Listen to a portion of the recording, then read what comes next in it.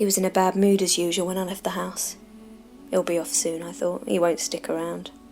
They never stick around. They make you feel special for a while, but it doesn't last. No, it's not all their fault. It's mine as well. I find myself winding up men, deliberately daring them to go.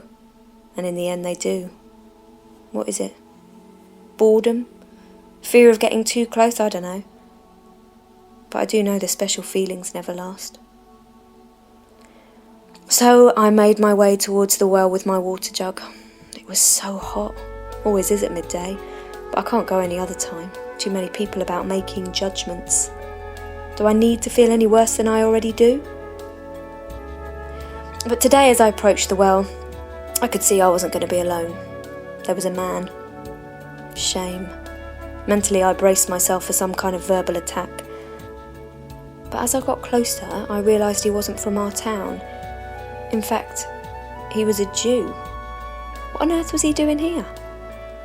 Well, at least he knew nothing about me, and at least there'd be no conversation. Jews do not speak to Samaritans. But I was wrong. He did speak to me. He asked me for a drink. That knocked me back a bit. I wasn't sure how to respond. But there was something about him. It wasn't accusing, and it felt good to be asked for help. I wanted to know more.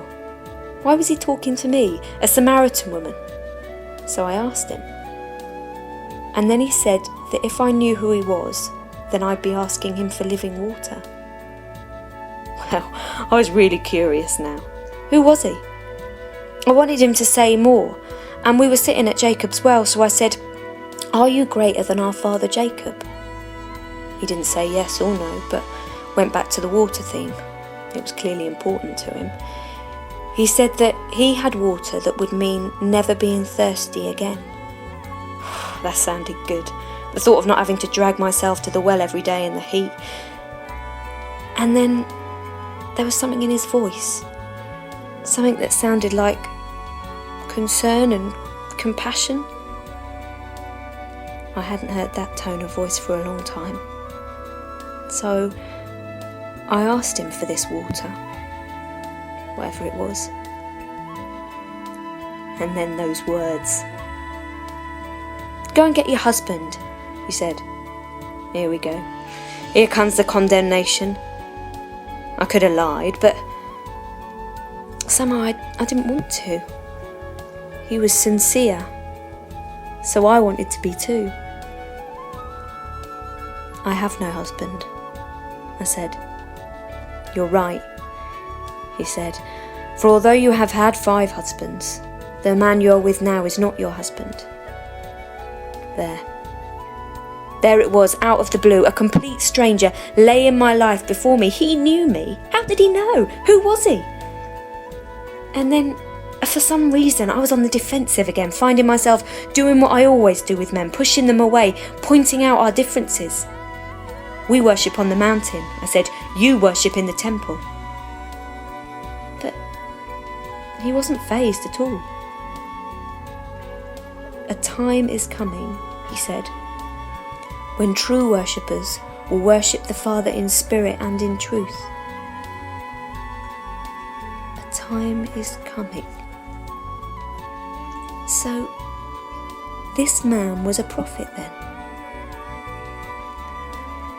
"I know the Messiah is coming," I said. "Someone who can save someone like me." "That is who I am," he said. "I who speak to you." And suddenly, after years of rejection, I felt special again. I felt like he'd been waiting for me. He had put himself in a place where he could have been rejected, right in the middle of Samaria, so he could speak to me. I could not keep that to myself. So I gave him one last look and I ran back to the town. Now I want to be seen. I want everyone to come and see this man who knows everything about me and loves, yes, loves me anyway and offers me living water, water that never runs dry.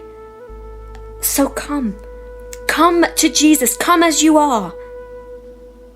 Come.